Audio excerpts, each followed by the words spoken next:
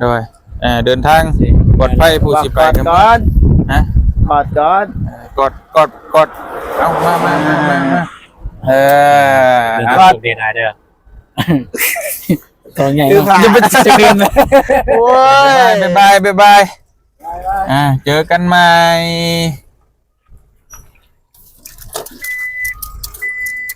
ยังไม่ก่อนยังเลยมาดูไปลาก่อนเดินทางบาทนี่พี่น้องเลยจ่ายแล้วไปเจอกันเพื่อนเบานุ่มคนแหละต้องเป็นไก่ต่อ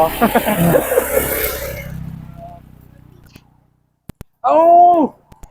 ไม่รถเตียง I love you บ่แม่น I love น้องเดิมไอเลิฟน้องเดิมว่าไม่มั้งI love น้องเดิมนี่บ่มีได้แต่ว่าค่อยอ่านเองแต่งเองไม่ทำถามตรงๆไงยูจะซื้อปุ๊บเป็นยังต้องเห็นหน้าน้องเดิมเลยวันนี้เห็นหน้าน้องเดิมเลยวะคนกำลังมีความหัก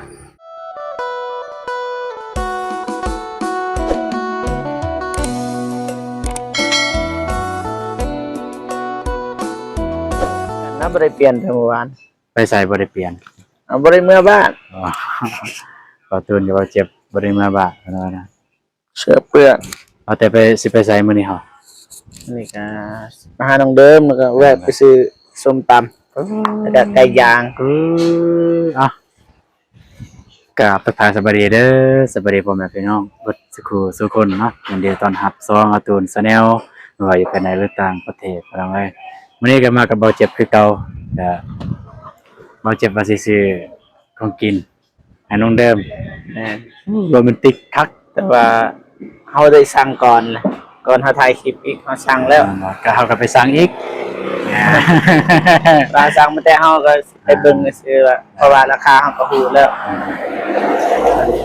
แล้วว่าน้องเดิมจะกินอย่างนี่บ่ทันฮู้แต่ว่าซื้อให้เลยตัวนี้นี่บ่เจ็บจะซื้อเองบ่ล่ะว่าแบบนี้แบบทางผู้ใหญ่บ่ให้ซื้อหรือแบบซื้อเองคิดว่าน่าจะซื้อเองนั่นผู้ใหญ่บ่ตั้งเงินมาให้ซื้อแต่ว่าแม่เพิ่นว่าบ่ให้บอกเด้อเป็นแม่นะแต่ว่าเฮาก็บอกในนี้เพิ่นบ่เห็นดอกแต่ว่าบัดไปเฮาก็บ่ได้บอกก็ว่าของเฮาที่จริงมันของผู้ใหญ่นะแม่พิมพ์แม่พิมพ์เนาะแม่พิมพ์แล้วซื้อให้พี่น้องเอ้ยทางบ่เจ็บแกจัดให้น้องเดิมตามคำขอทับห้องว่าบ่เป็นหวังแน่นอนโอเคการตำแนวใดการเฮ็ดการอย่างอะไรสิไปอัปเดตเบิ่งหน่อยนึงเป็นยังไงเนาะไปบ่เจ็บไปมาบ่เจ็บสั่งตำยังไงตำมะละกอตำบักหุ่ง2 สุดตำบักหุ่งไก่ย่างบ่ฮู้ว่ามันไก่ย่างมีหรือบ่นี่บ่ได้ถามเนาะสบายดีเด้อสบายดีเด้อสบายดีเด้อสั่งแล้วบ่เจ็บสั่งแล้วมีบ่ไก่ย่างอยู่นี่บ่มีปิ้งไก่บ่มีมันแต่ตำส้ม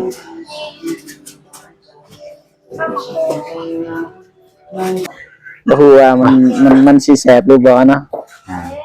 กินดิบได้บ่เคยสิแจ้งจังซี่ก่อนไปหน่อยเมื่อกี้นี่ทางเอื้อยเพิ่นก็เปิดเพลงเฮาก็บ่อยากให้มีเพลงกันหน่อยก็เลยหยุดเนาะบ่เฮ็ดนี่นะสิสั่งตำกี่นี่เพราะว่าพอดีมาฮอดเฮาก็สิเอาเลยเฮาก็ไปเลยแบบนั้นบ่เห็นของบ่ตำเซียนตัวไหนแซ่บตัวเฮ็ดเนาะตัวเอสพี่แซ่บอยู่ไม่ขาดใจดีไม่ขาดเพิ่มมาเด้อเติมมาเด้อเติมเกลือใส่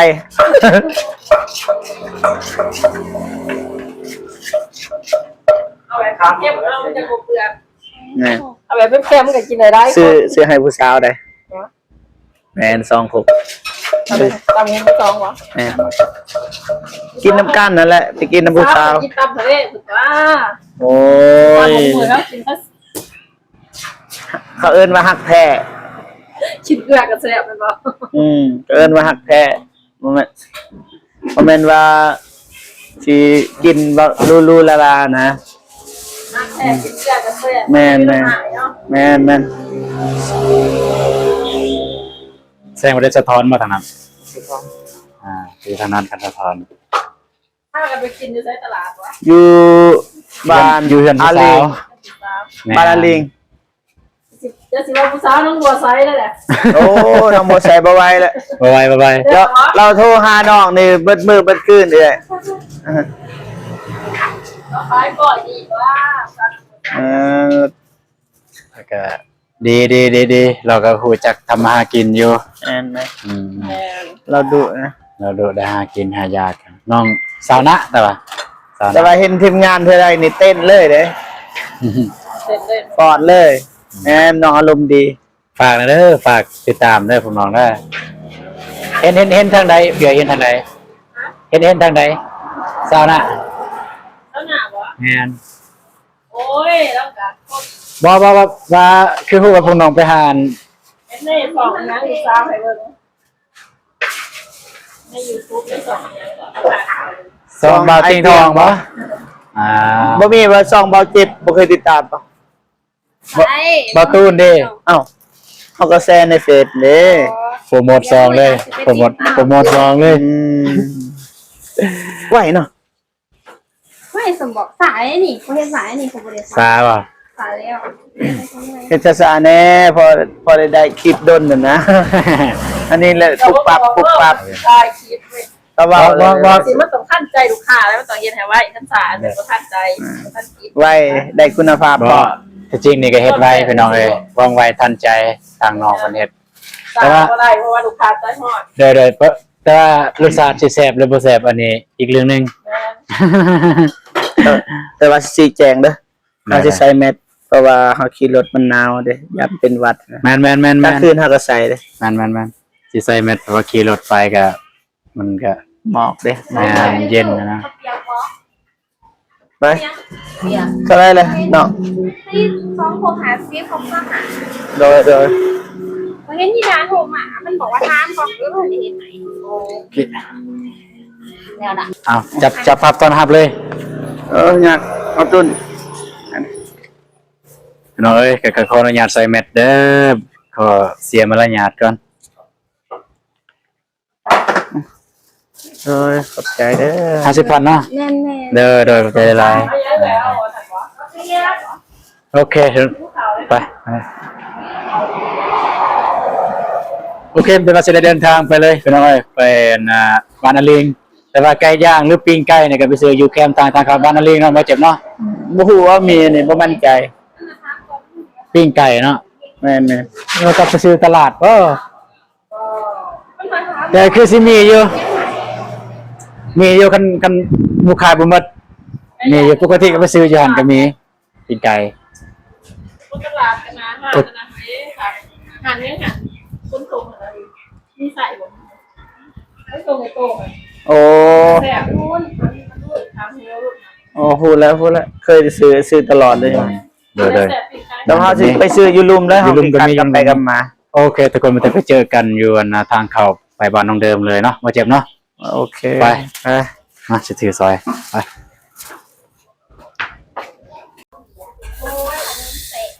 บ่ทันไปคือเก่าพี่น้องนะซื้ออันนี้ก่อนฮู้ว่าเขาเอิ้นหยังนี่ อาสิเดินทาง นั่ง หมูย่อน างงัว ตื่นมาเขียว มันเป็นหมูย่อบ่เคยเห็น ทอด เท่าไหร่ในท้องเท่าไหร่นี่ คงจิ๊บข้าง โอ้ย กินแกมก็ตัดผมแถมได้ค่ะ เอาบ่ แม่นบ่ ต้องนึง เนาะ แม่แต่เนาะ อ้าย เจ็บบ่ ย่างมันดี นี่แหละคือกันว่าบ่ได้ปล่อยบ่ได้เจ็บผู้ที่ถือกันเจ็บเออ โอ้คำโคมเจ้าหลายสมัยเลยแล้วก็บางทีเอ้าบ่ฮู้ว่าสิถึกไก่น้องเดิมหรือบ่แต่ว่าเฮาสิสั่งตำเพิ่ม สั่งเพิ่มอีกบ่ แบบแพงที่สุดในหารเลย เอ้าตำกุ้งน้องเดิมบ่ทันได้กิน ตำบ่ มีบ่ เคยกิน ตำกุ้งน้อง มี ใช่ตำกุ้ง เท่าไหร่ ถูกโต๊ะขอตั้งปุ่มโค้งสิ 60โอเคจัด จัด ไป ไปโอเคทุกคนได้แล้วบ่ได้ก็ลองเพราะว่าตำกุ้งมันก็แซ่บตัวตำสดนั่นแหละแซ่บ อ ให้แม่ค้าแนะนำเบิ่งอันใดแซ่บก่อน แต่ผู้มากลุ่มนี้กาแฟ บ่สำหรับแม่ค้า ได้เอาเซฟอะไร สำหรับแม่ค้ากันแม่ค้ามากลุ่มดิบแซ่บแม่น น้องเดิมยันน้องเดิมกินบ่ได้ เอาซุปเนาะ เอาสุกซะ โอเค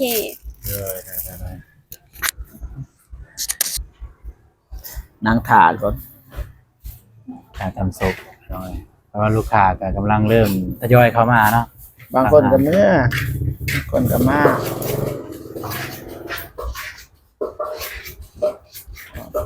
ขายดีอยู่เฮ็ดแซ่บ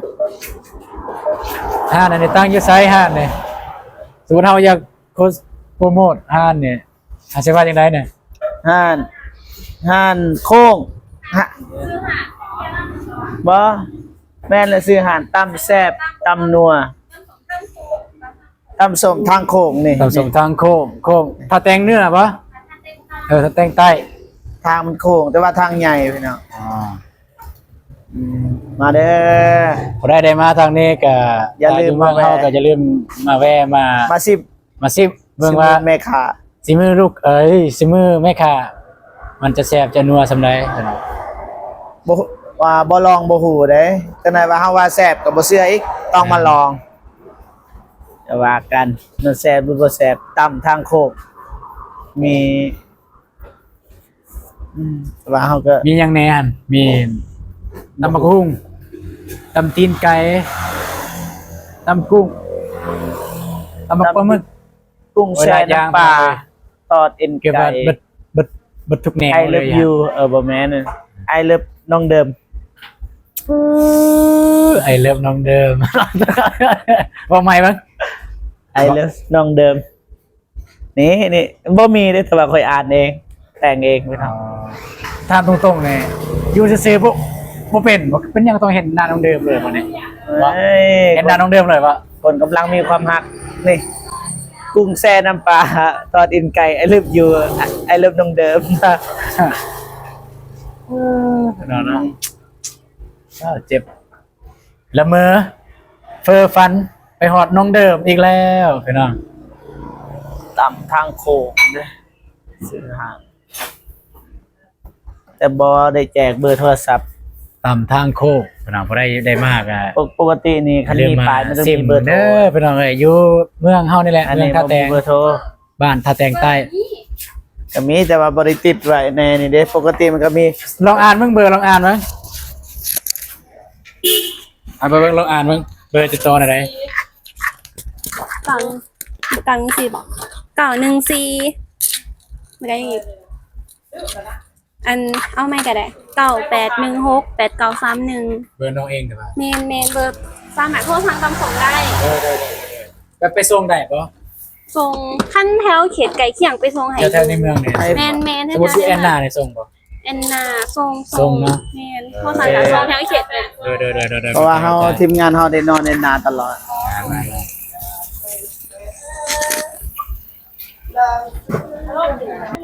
ปะโตพี่น้องเอ้ยแล้วนี่ ไหวเด้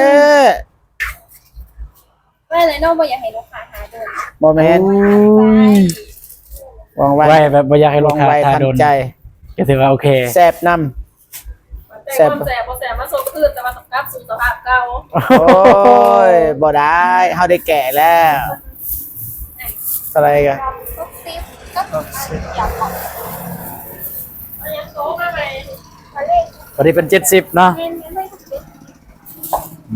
ถามเบาเจ็บก่อนพี่น้องเอ้ยถามเบาเจ็บเพิ่นก็ซื้อตำไปให้น้องเดิมก็คือน้องเดิมเพิ่นว่าเพิ่นบ่เคยกินตำว่าซั่นบ่รู้ว่าแม่นแท้หรือบ่แล้วก็ยังปิ้งย่าง ปิ้งไก่เนาะไก่ย่างเพิ่น ไก่ย่าง5ดาว แม่น ไม่ใช่ครับ ปิ้งไก่ มัน ปิ้ง ไม่ ไก่ มี กินกับตำบักหุ่งมันสิแซ่บสินัวส่ำใดทุกคนอย่าลืมไปเบิ่งทางซองเบาเจ็บเลยจังหน่อยเนาะพี่น้องเอ้ย บ่ฮู้ว่ามันสิแซ่บหรือบ่แม่นบ่ฮู้ว่าน้องเดิมสิมักหรือบ่60,000 โอ เงิน เคทุกคนไปเจอกันอยู่นา 6636 อยู่ทางเข้าบ้านน้องเดิมเลยเพราะว่าสิไปซื้อปิ้งไก่อยู่หันเลยไป เขียบมูน้ำ เป็ดเลย แม่น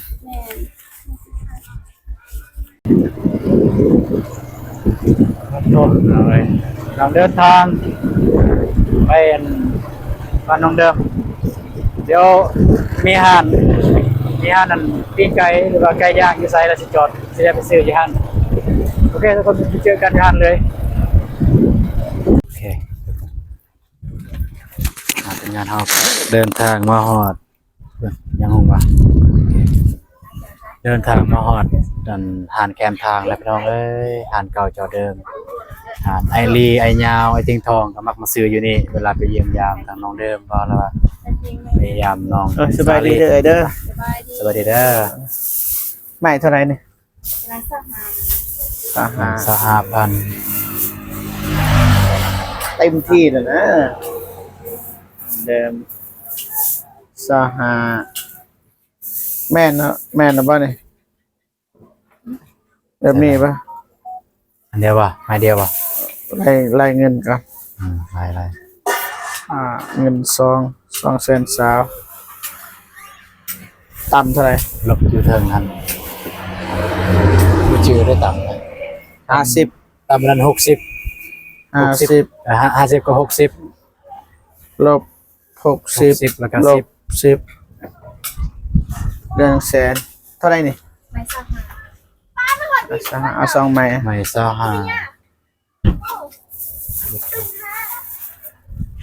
ไปยังกันซื้อขนมให้กินเนี่ยดู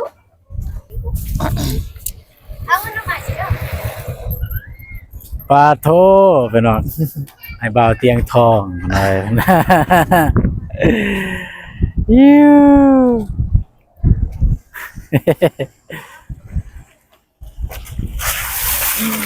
โอ้โหอัดคลิปเด้อสบายดีเด้อ ไหนมาจะกล้องไม่บ่ อาสา แต่กองยับมาเนี่ยมั้งจะอยู่กลางในเส้นทาง มาซื้อของกินให้น้องเดิม บ่เจ็บเสียวกินน้องเดิม ซื้อตำมะคุงซื้อตำหยังตำกุ้งสดแล้วก็ซื้อไก่ย่าง5 ดาว เป็นระบบเลย นี่ ใช้หาดาวอยู่ที่ บ่มี5 ดาว แต่งเอง หาดาวแจ้ง นี่ สิเดินทางใส่อ่ะ ไอ้เสเมื่อป้าอะไรได้บ้าง อ้าวคิดว่าสิคันบ่ทันอยู่นี่คิดว่าสิไปลาอยู่หันน้องเดิม ร้านแช่ออกมาต้องเดิมได้ อ๋อ เมื่อ บ่แม่นน้องเดิมน้องสลี ทะลีก็เมื่อแล้วเรียบร้อยเพิ่นแล้ว คือออกไหวแท้มื้อนี้ มาจากห้องกับบ่ได้ไว้แล้ว ไอ้น้องลูก ปกติเฮาเคยออกกันแล้วก็11 โมงบ่ายอัน11 โมง12 โมงนี่แหละแต่หายน้องสลีแล้วก็มาน้องเดิมแล้วก็โป่งเมื่อแล้ว สิส่วนกินตำน้ำกันนั่นแหละวิทย์จ้อยว่า กินตำได้แล้วมันค่ำเลยมาช้าโพดไปนอนเบิ่งโมงแน่3 โมง 3 โมง แต่บ่อยู่ใช้จะตื่นช่วยบ่แต่เก่ามันบ่ฮอดหน้าปานนี้ ตื่น9 โมง บ่อยู่ใช้คั่นน่ะ ไปกินข้าว โอ้ ไปกินข้าวแล้วบ่เฮ็ดหยังบ่ได้เฮ็ดหยังนะ บ่ได้เฮ็ดหยังไงก็บ่ฮู้นำได้คือฮอด3 โมง เอาก็กินเขาวกินกันเนาะ เอากินเขาวได้11 โมงอีกเนาะ ยายมาแล้วบ่เป็นหยังเนาะพี่น้องเอ้ย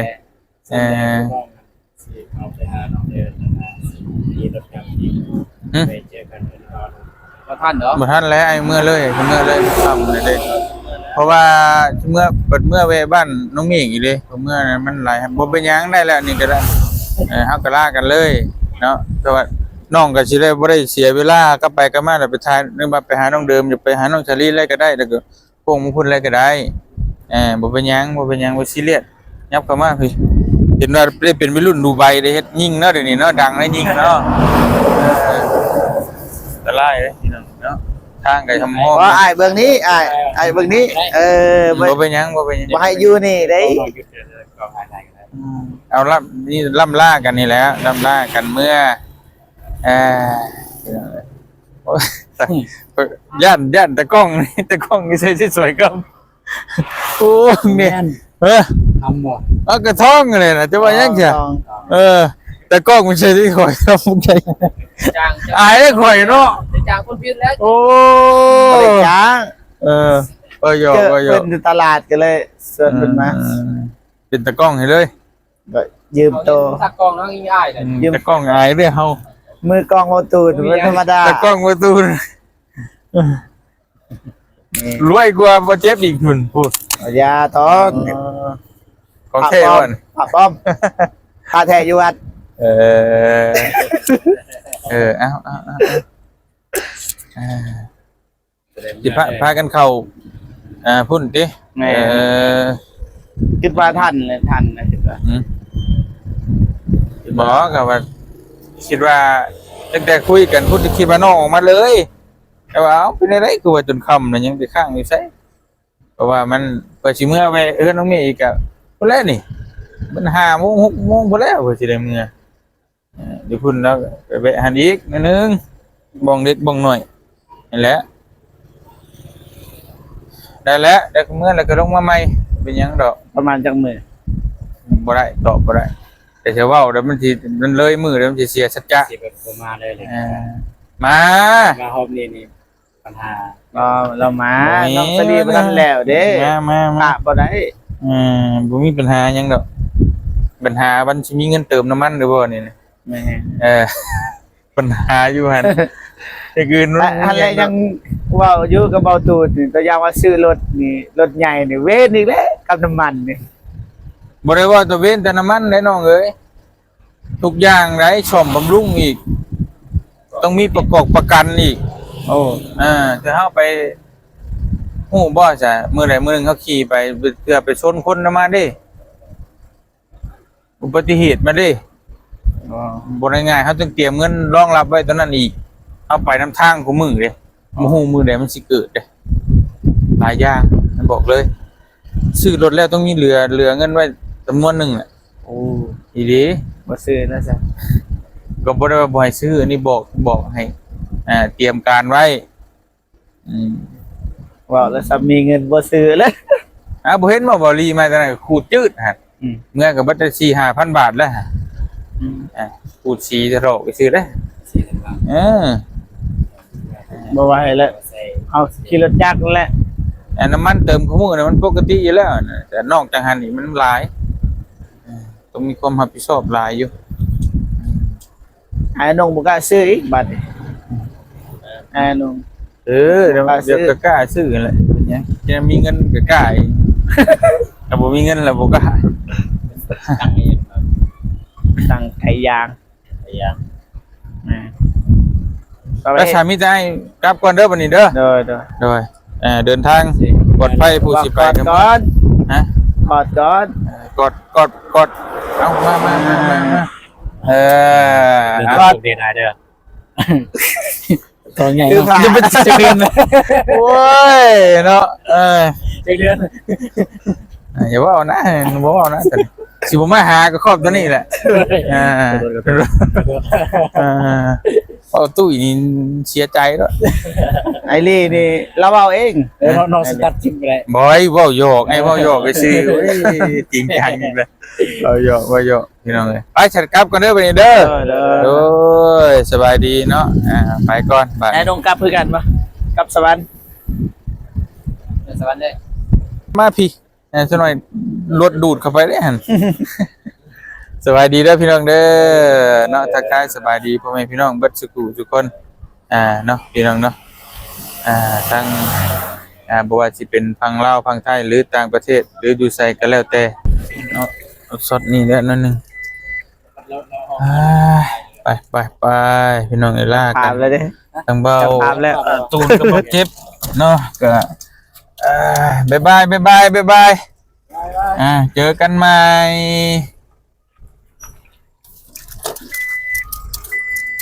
ยังไม่ก่อนยังเลยมาดูไป ลาก่อน เดินทางบาทนี่พี่น้อง เลย จ่ายแล้วบ่ ไปเจอกันเพื่อนเบานุ่มคนแหละไป ต้องเป็นไก่ต่อ เอ้าไม่รถได้เตียง จ่ายเงินเหรอปะเนี่ยอะไรเนี่ย50เอาเงินกัน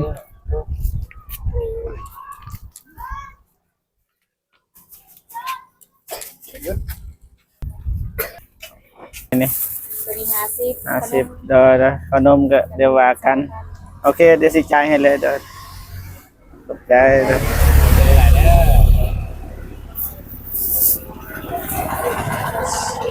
ไปพี่น้องไปเจอกันอยู่กันน้องเดิมเลยพี่น้องเอ้ย เล่นน้องเดินยังเหลือเลย น้องเดิมเท่าไหร่ อันนี้50บ่ฮู้ว่าสิซื้อหยัง ไปหาเราก็ได้ สิให้เงินสดเลยเอาไป